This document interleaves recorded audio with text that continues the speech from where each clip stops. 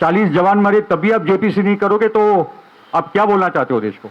Inquiry करवाइए। इन्होंने जो सवाल खड़े किए थे कि कौन से अफसर उस दिन ड्यूटी पे थे, उनका नाम दीजिए, उनको पनिशमेंट दीजिए। पनिशमेंट दूर की बात है, उनका प्रमोशन हो चुका है।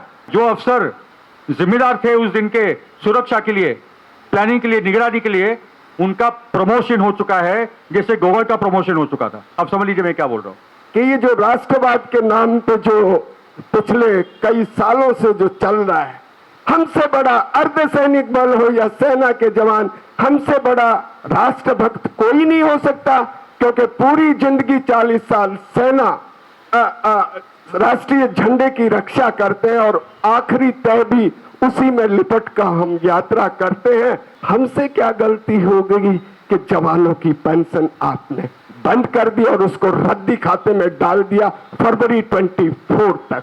ये लोकतंत्र को बचाना हमारी जिम्मेदारी है, संविधान को बचाना हमारी जिम्मेदारी है, और हमको खुलकर ये बातें बोलनी होगी। हम लोग अकेले नहीं है, इस देश की जनता जागरूक हो चुकी है और मिलकर स्वर उठाएंगे तो बात दूर तक जाएगी।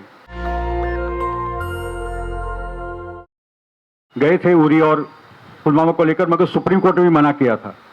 तो अभी जो हालात है देश के, न्याय व्यवस्था से लेकर जो पूरी व्यवस्था है, उसमें सब जगह रोड ब्लॉक्स है, मगर हम लोग ये सवाल जरूर खड़ा कर रहे हैं। तो Supreme Court monitored inquiry with I think experts from the army and paramilitary and other who are from national security affairs, but not the Modi Bhakt types. They need to be independent and honest. That's one part. और दूसरा जो demand है कि joint parliamentary committee इस पे हो। अडानी को तो आपको प्रोटेक्ट करना है, तो मैं समझ रहा हूँ कि नहीं हुआ है, मगर 40 जवान मरे तब भी आप जेपीसी नहीं करोगे तो आप क्या बोलना चाहते हो देश को? तो ये दो हमारे पास ऑप्शंस है। और तीसरा है कि हम खुद इंक्वायरी कर रहे हैं, ये हमारी इंक्वायरी का नतीजा है। और भी अभी सीआरपीएफ, बीएसएफ, मिलिट्री बैकग्राउंड के लोग अभी निकल कर आ रहे हैं और एक आंदोलन खड़ा हो रहा है सत्यपाल मलिक जी के नेतृत्व में इस देश में, क्योंकि उनके बोलने के बाद एक हिम्मत मिली है देश में कि ये मुद्दा भी देश के सामने लाया जाए। नमस्कार सबको, फिरोज जी सबको। मैं जेएसएम से, सिमोना बीएनएम से। मैं एक क्वेश्चन पूछना चाहती हूँ।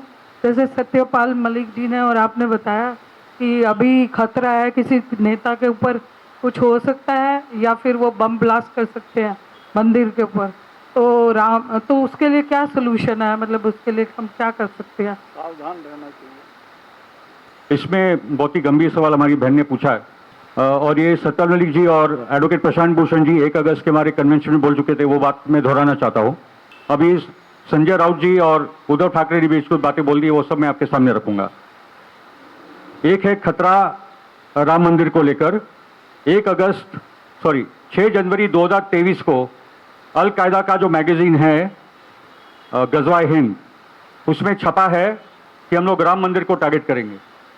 तो एक तो हमारा जो प्रस्ताव है सरकार को, हमारा जो डिमांड है सरकार को कि राम मंदिर, काशी, मथुरा, ये जितने हमारे पवित्र स्थान है, चाहे जो भी धर्म के हो, वो सबको कड़ी से कड़ी सुरक्षा दी जाए। कुछ जेड सिक्योरिटी कम कर दो किसी नेताओं पे, मगर राम मंदिर, काशी, मथुरा खास करके सबको जेड सिक्योरिटी दे दो। जो एडवोकेट प्रशांत भूषण ने 1 अगस्त को बोला था कॉन्स्टिट्यूशन क्लब में कि भारत पाकिस्तान की एक फिक्स मैच वॉर करवाई जा सकती है पीओके को लेकर, और प्रशांत भूषण ने बोला है, and you can check it with him, he is in the supreme court. Prashant Bhushan ने बात बोली है कि Ajit Doval national security adviser और पाकिस्तानी मिलिट्री जनरल्स की मीटिंग यूएई में हो चुकी है ये फिक्स मैच को लेकर। उन्होंने बहुत सीरियसनेस और संजीदगी के साथ ये मुद्दा रखा था। हम लोग समझ रहे हैं कि ये बात बोलने के बाद क्या क्या हालत हो सकते हैं, मगर ये भी मैं समझ रहा हूँ कि ये सरकार ये मुद्दे से और सत्यपाल मलिक जी से खास करके बहुत डरी हुई है, क्योंकि ये सत्य से ही ये सरकार डरती है। ठीक है, तो हम तो लगे हैं, मुद्दा जनता के सामने लेके जा रहे हैं। अभी पहले से ज़्यादा आर्मी और पैलेट्री मिलिट्री फोर्सेस के रिटायर्ड टॉप ऑफिसर हमारे साथ जुड़ रहे हैं। सुदेश गोयल जैसी हमारे साथ बहनें जो किसान आंदोलन की है, ये सत्य अभी गांव गांव तक जा चुका है। आप रोक नहीं सकते इस बात को। एक ही तरीका है, इंक्वायरी करवाइए। इन्होंने जो सवाल खड़े किए थे कि कौन से अफसर उस दिन ड्यूटी पे थे, उनका नाम दीजिए, उनको पनिशमेंट दीजिए। पनिशमेंट दूर की बात है, उनका प्रमोशन हो चुका है। सर जी, उनका प्रमोशन हो चुका है। जो अफसर जिम्मेदार थे उस दिन के सुरक्षा के लिए, प्लानिंग के लिए, निगरानी के लिए, उनका प्रमोशन हो चुका है जैसे गोबर का प्रमोशन हो चुका था। अब समझ लीजिए मैं क्या बोल रहा हूँ। जो कांड किए जाते हैं, जैसे पुलवामा बालाकोट वगैरह करवा गया था, वैसे ही, या जैसे उन्होंने दंगों का सिलसिला शुरू कर दिया, मणिपुर से लेकर महाराष्ट्र, अलग अलग जगह पे लोग ने भी दंगे फसाद का काम शुरू कर दिया है। ये लोकतंत्र को बचाना हमारी जिम्मेदारी है, संविधान को बचाना हमारी जिम्मेदारी है, और हमको खुलकर ये बातें बोलनी होगी। हम लोग अकेले नहीं है, इस देश की जनता जागरूक हो चुकी है, और मिलकर स्वर उठाएंगे तो बात दूर तक जाएगी। और कोई साथी? Ranbir Singh, the voice of earth सैनिक, कन्फेडरेशन पैरामिलिट्री मार्टिर्स वेलफेयर एसोसिएशन का जनरल सेक्रेटरी। महामहिम को भी बिग सैल्यूट कि उन्होंने हमें अपने अर्धसैनिक बलों के मसलों को सुनने के लिए राजभवन शिलांग में बुलाया था। और आज जो है ना, आप पैरामिलिट्री 20 लाख पैरामिलिट्री परिवारों की नहीं, पूरे देश की आवाज की जांच होनी चाहिए। महोदय, एक गंभीर इशू पैरामिलिट्री के जवानों के को लेकर और है कि 11 जनवरी इसी साल हिस्टोरिकल आदेश दिल्ली हाई कोर्ट ने सुनाया कि पैरामिलिट्री के जवान जो आए दिन शहीद होते हैं, जो चाक चौबंद चौकसी कर रहे हैं, जो शहीदों के, जो सरहदों के वास्तविक चौकीदार है, जिनको पहली गोली लगती, माननीय ऑनरेबल हाई कोर्ट ने माना कि ये जो है फर्स्ट लाइन ऑफ डिफेंस है, armoured forces of the union है, सेना की तर्ज पर बड़े भाई सेना, उसकी तर्ज पर अर्धसैनिक बलों को पुरानी पेंशन देनी चाहिए। और दुख की बात कि ये जो राष्ट्रवाद के नाम पे जो पिछले कई सालों से जो चल रहा है, हमसे बड़ा अर्धसैनिक बल हो या सेना के जवान, हमसे बड़ा राष्ट्रभक्त कोई नहीं हो सकता, क्योंकि पूरी जिंदगी 40 साल सेना